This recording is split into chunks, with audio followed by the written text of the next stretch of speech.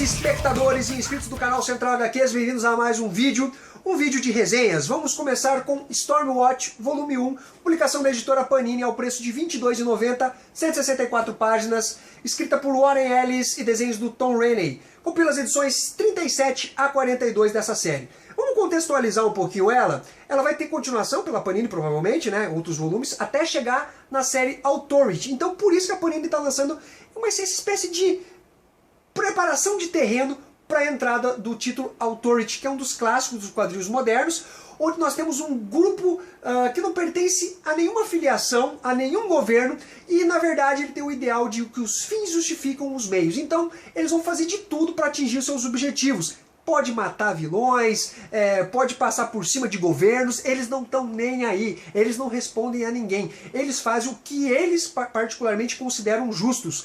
E aqui em Stormwatch é onde tudo se inicia, com o Warren Ellis nos roteiros. O Warren Ellis, depois junto com o Brian Hitch, que é um dos criadores do Supremo, junto com o Mark Millar, que vão criar o Authority. Com relação a essa trama aqui, antes de entrar no mérito dela, eu quero apresentar para vocês essa edição da Panini, que é uma coisa muito falha que ela fez, na parte editorial, que você já inicia com a história. Aqui a gente não tem a apresentação dos personagens, não tem o que desenrolou de trama até chegar nesse volume aqui. Como eu falei para vocês, compila as edições 37 a 42, ou seja, é uma trama que já está em andamento.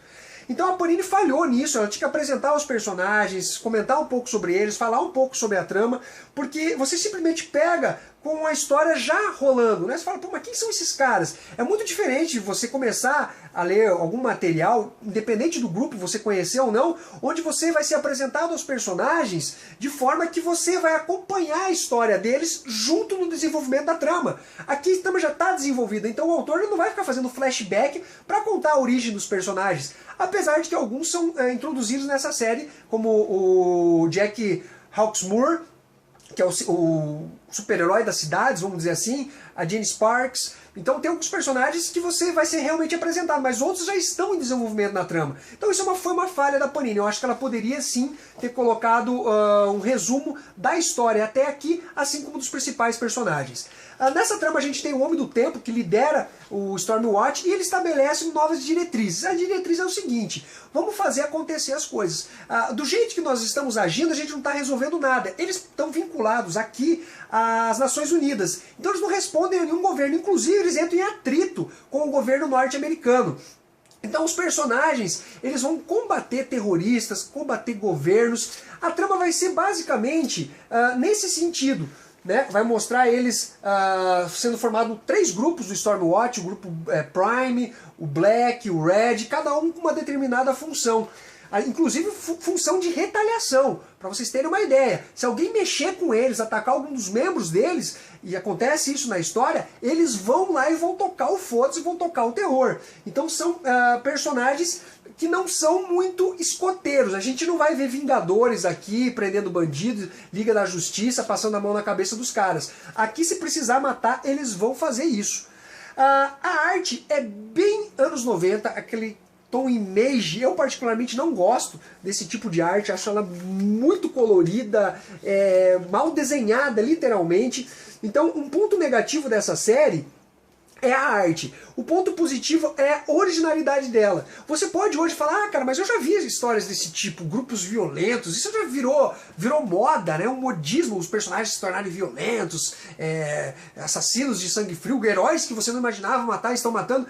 Mas tudo começou por aqui. Então tem um ponto bem original dentro dessa série, apesar de ela também voltar um pouco, a gente chega no Miracle Man do Alan Moore, mas em termos de grupo, essa aqui seria o primeiro grupo ultra violento que a gente pode tratar dentro dos quadrinhos. Que nota que eu dou para esse preview do Authority, né? Aquela preparação de terreno para a entrada do grupo principal? Eu dou uma nota 8.5 para esse material, um material bom, um roteiro bem desenvolvido do Ellis, principalmente se você tiver em mente de que isso aqui era muito original para a época, né? Não digo a coisa mais original do mundo, mas era uma coisa meio que uma novidade. Então um material bem interessante. Mas a arte deixa muito a dever, o editorial da Panini também falhou, eu acho que poderia ter menos preguiça e feito um trabalho mais bacana aqui para situar o leitor. Então fica a dica desse material e vamos para o próximo. O próximo material que eu vou falar para vocês é Undeadman, a saga de um imortal, publicação da editora Quadrinhópole do Leonardo Melo. Já está no segundo volume, aliás, o segundo volume bem mais grosso que o primeiro. Vai tratar da história do Jason DL, que é um ser que foi amaldiçoado por um bruxo chamado Profano, que coloca a maldição da imortalidade. Mas o Jason DL não tem isso como algo bom, ele tem literalmente como uma maldição, ele não quer viver eternamente e ele busca a cura dessa maldição. Durante essas aventuras dele, como ele é um ser imortal, ele vai passando por várias épocas da humanidade. Aqui, quando ele é amaldiçoado, a gente está na época medieval, e ele vai avançando no decorrer da história. Então você vai ver ele nas cruzadas, ele participando de guerras no Japão, enfrentando o Drácula, o Conde Drácula, mas antes dele se tornar o vampiro, né, o ser temido, o Lorde das Trevas, o Senhor dos Vampiros. Então é uma trama que é bacana nesse sentido, apesar de alguns clichês, mas é uma condução bem legal da história. E a cada 100 anos, o Jason DL ele tem o direito de enfrentar o mago profano, o bruxo profano, que amaldiçoou ele de forma a que ele volte a ser um ser mortal. Então a cada 100 anos ele enfrenta esse bruxo. E nos 100 primeiros anos, quando ele recebeu essa maldição, ele sofreu torturas, ele foi imensamente torturado, sofreu vários perrengues, então ele é um cara um pouco amargurado com a vida. Com relação a esse primeiro volume aqui, a gente tem a arte do André Calimã, que seria, eu diria que é a arte que mais se destaca. Ele é o autor de A Revolta, que eu indiquei aqui no canal, comentei sobre ela nos vídeos de aquisições da Comic Con Experience. É a arte que mais me agradou dentro desse volume aqui. Então eu diria que o roteiro é um roteiro bom, um roteiro coeso, tem alguns clichês na história, mas o que me incomodou foi a parte de arte. A arte eu achei bem fraca, algumas artes são medianas, mas a maioria da arte não me agradou não, sabe? Eu esperava uma arte de melhor qualidade dentro dessa trama. Esse aqui é o primeiro volume, e no final dele, que não vai ser nenhum spoiler, porque ele vai continuar no segundo volume, o Jason DL ele cai esgotado no deserto e é soterrado pelas areias. Nesse volume 2 aqui, a gente já tem uma melhora substancial, tanto nos roteiros como na arte. Tem algumas coisas ainda que me incomodam, como quando o Jason encontra um amigo indiano que passa a acompanhar ele nas aventuras. Eles já estão há 17 anos juntos e o Jason DL olha para ele, conversa como eles não se conhecessem ainda. Eu achei que o Leonardo Melo deu uma marcada com relação à relação do Jason DL com esse indiano, apesar que depois ele dá uma corrigida nisso. Nessa trama aqui, a gente vai ter novas referências históricas. Da metade do encadernado até o final, eu acho que foi o grande up que o Leonardo deu nessa série do Undeadman. Até aqui, com ele sendo resgatado no deserto, sendo convencido a lutar em favor de um dos árabes aqui dessa trama, ainda são histórias legais, mas nada inovador, nada que realmente seja digno de nota, que chame a atenção do leitor. Aliás, a arte do Adalto Silva, são 3 artes que eu achei que se destacou, e depois eu vou entrar no mérito da nova trama que ele usou aqui com relação ao Jason DL. Então eu achei que a arte do Adalto Silva melhorou bastante, ele também foi um dos artistas do primeiro volume, eu achei que ele melhorou bastante a arte dele nesse volume aqui. É uma arte já mais madura, sem tantos erros de proporção, olha só. E tem a arte, deixa eu pegar aqui para vocês, que é uma arte sensacional. Esse cara podia desenhar o Conan. A arte desse cara é soberba. Deixa eu ver se eu sei pronunciar o nome dele. É o André Stahlschmidt. Olhem a arte desse cara. Olhem a arte desse cara. Eu vou mostrar. Ele faz olha isso aqui, cara. Olha essa página. Olha isso. Que arte fuderosa, esse cara desenha demais, eu fiquei muito fã desse cara. Até vou depois pesquisar se eu acho mais trabalhos dele. Olha só isso. O cara desenha muito, esse cara desenha literalmente muito, olha só isso. O Leonardo, desculpa, tem mais um outro desenhista aqui que eu gostei, que é o Alex Genaro. Eu achei que teve uma boa arte também dentro dessa trama. E na metade da trama aqui, eu achei bacana do Leonardo que ele começa a fazer uma espécie de entrelaçamento com histórias já existentes. Não bastante, mas histórias fictícias. Então a gente tem, por exemplo, Robinson Crusoe. Então ele faz, eu vou jogar um spoilerzinho, o Jason Diegue, na verdade, ele passa a se chamar Robinson Crusoe. E toda aquela história do Robinson Crusoe é contada num livro, porque tem um escritor que está acompanhando as aventuras do barco que ele está viajando e acaba escrevendo sobre ele. Então ele se identifica como Robinson Crusoe. Então aqui algumas coisas vocês vão ver, olha isso aqui. Isso aqui é um pé de feijão. Então ele começou a fazer uma trama na verdade, vinculada a algumas histórias de ficção. E eu achei sensacional, ele conseguiu conduzir muito bem as histórias nesse sentido.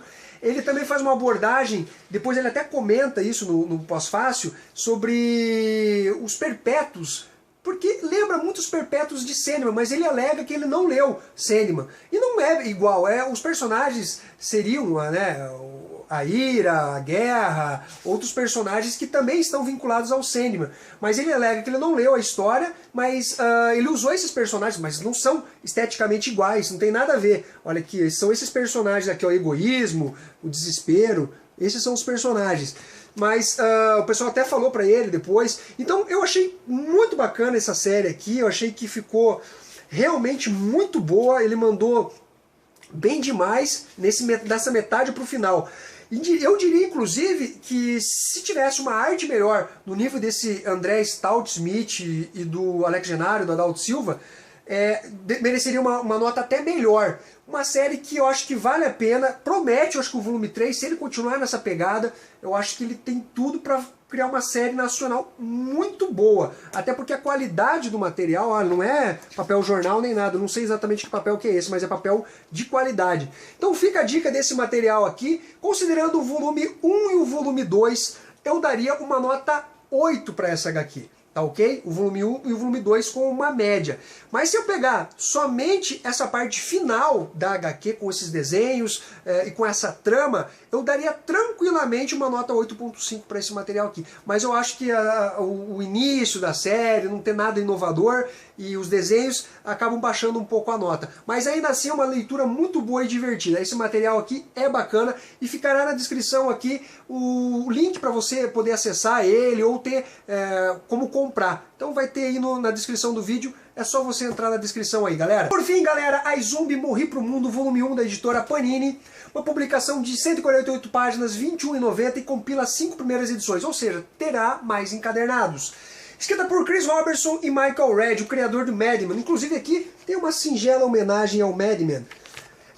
Galera, conta a história da Gwen, que é uma coveira, exatamente, é uma zumbi coveira. Por que ela trabalha nos cemitérios? Porque depois de um tempo ela precisa se alimentar, então ela abre os caixões e come o cérebro das pessoas. Mas ao comer o cérebro das pessoas, ela absorve a memória delas. Não são memórias lineares e memórias claras e óbvias. Ela tem uma certa dificuldade em interpretar essas memórias. Mas de qualquer sorte, ela descobre que aquele defunto na verdade foi assassinado e ninguém sabia que ele tinha sido assassinado. Então ela se compromete a descobrir o assassino desse cadáver. E nisso leva ela à casa de um ser muito estranho que vive enfaixado. E ela descobre que esse ser na verdade é um zumbi também na época do Egito Antigo. E ele começa a contar a verdadeira natureza dela, das almas, das subalmas. É uma coisinha bem mais ou menos, eu particularmente não gostei muito. Esse universo aqui ele é povoado de seres monstruosos, de caçadores de vampiros, que inclusive a Gwen acaba se relacionando com um desses caçadores, e esses vampiros, eles na verdade não querem se expandir, eles querem ficar naquele gueto deles, sem se aparecer muito, para eles poderem ter a carne fresca deles. Eles criam armadilhas, empresas de paintball, sabe, para poder sugar um pouco do sangue da galera, mas sem matar ninguém. Olha, é uma história com humor, umas sacadas legais, desenhos muito competentes do Michael Red, mas eu não me fisgou, não é uma HQ que me fisgou. Eu vou continuar comprando porque tá dentro do meu limite de acessibilidade e de qualidade de compra. Então eu acho que eu vou continuar comprando, mas não é nada indispensável para você, leitor, ok? Se você... isso aqui na verdade não é um lobisomem, tá? É um cachorro, deixa eu até ler aqui. Terrier-Homem, né, uma raça de cachorro. Enfim, galera, um materialzinho bacana, legal, mas que você deve comprar se você tiver com uma graninha sobrando aí. Beleza, galera? Que nota que eu dou para esse material? Eu dou uma nota 8.2. Então é isso daí. Curtam o vídeo, compartilhem e até a próxima!